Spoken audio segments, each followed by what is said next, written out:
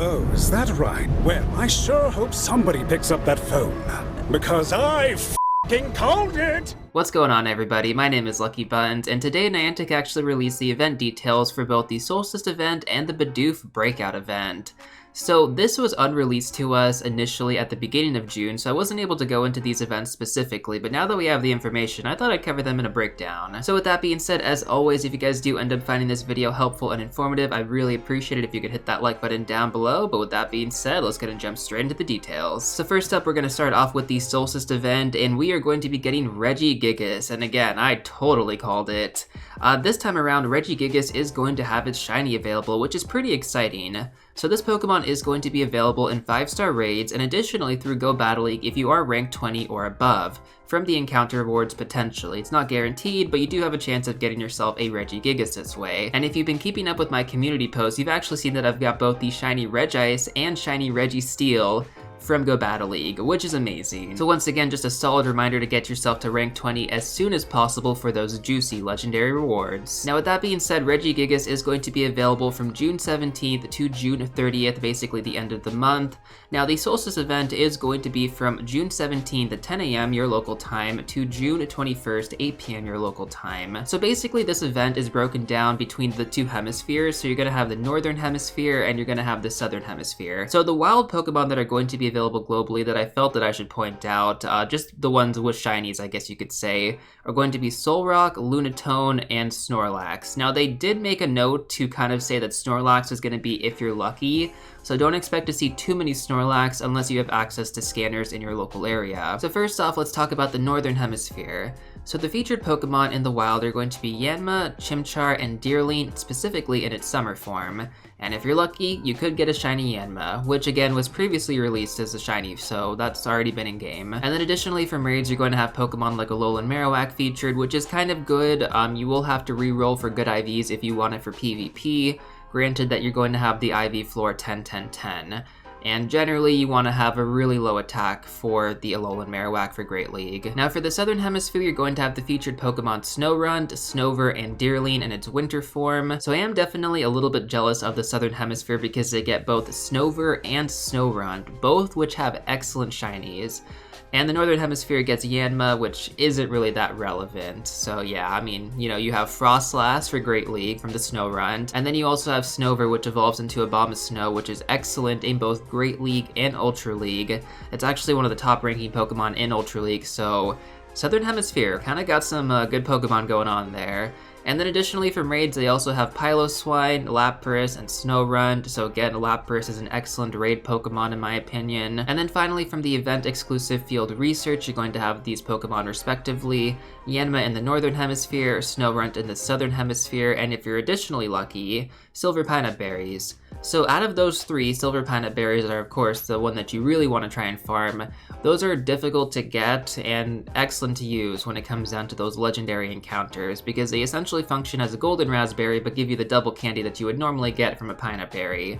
I actually think the catch rate is a little bit lower than a golden raspberry on the silver pineapples, but it's still incredibly good. So I definitely do recommend trying to farm up if you can. If you can't, it is what it is, but hopefully you can get yourself at least a few silver pineapple berries. And then finally, the last bonus for this event is going to be that buddy walking distance for hearts is going to be reduced by half. So this should definitely be a decent incentive for those of you that do want to farm up your Pokemon 2 best buddy. I'm the worst when it comes to this. Like I literally only have like 1, maybe 2 Pokemon at best buddy status, and yeah, it's definitely not something that I'm particularly good at or consistent with. You know, that's just me. Hopefully you guys are better at it than I am, and if you are, definitely take advantage of it during this event. With that being said, let's move on over to the Bidoof Breakout event. So this is another event that I definitely called. It was pretty easy to call though. I think most of us had a decent idea that it was going to be a Bidoof event, but this one actually seems really cool, and we're going to go over all the details right now.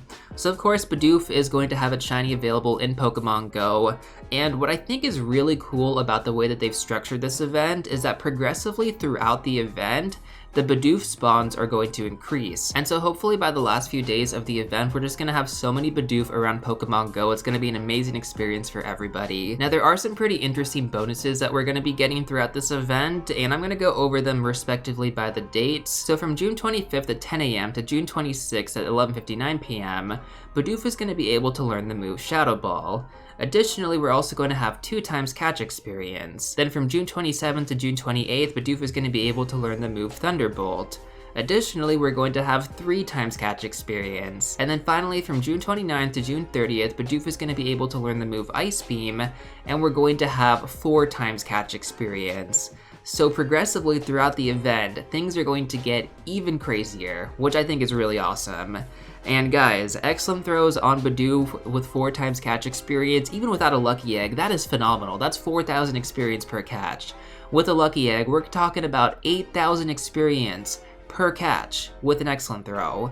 That is just unreal. Dude, I mean, if you literally go through and you catch 100 Bidoof with excellent throws, that's 800,000 experience. Literally insane. So between now and June 29th, try and save up your Pokecoins and try and get those lucky eggs. Combined with best buddy bonuses and excellent throws, that is going to be one of the best times to farm experience in Pokemon Go.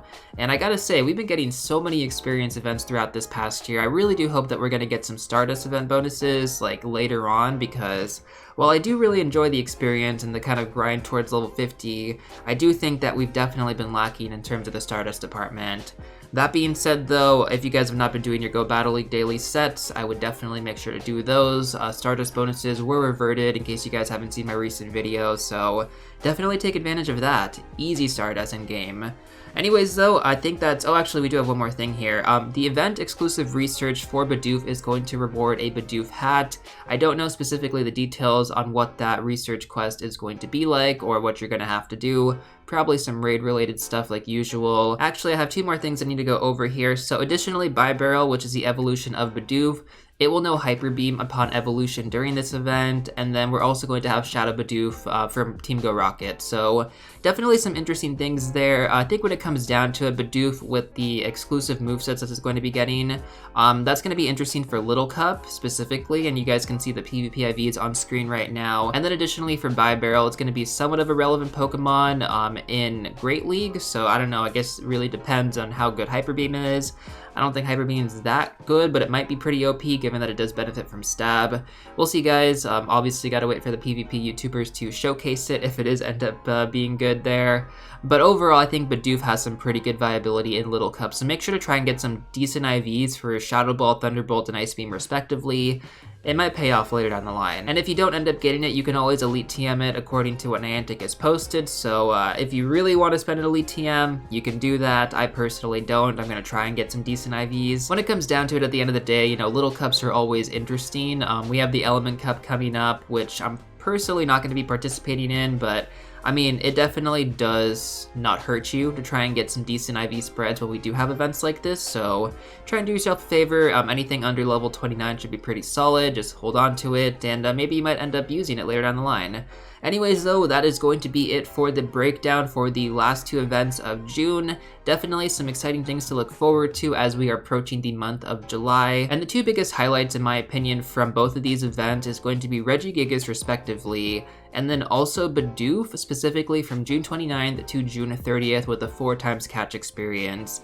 If you guys want to take advantage of anything, take advantage of that timeline, June 29th to June 30th. It's going to be one of the best days of farm experience in the game. Anyways though, that is going to do it for this video. As always, if you guys ended up enjoying it, I'd really appreciate it if you could hit that like button down below, subscribe for more videos in the future, and I will see you all real soon in the next one.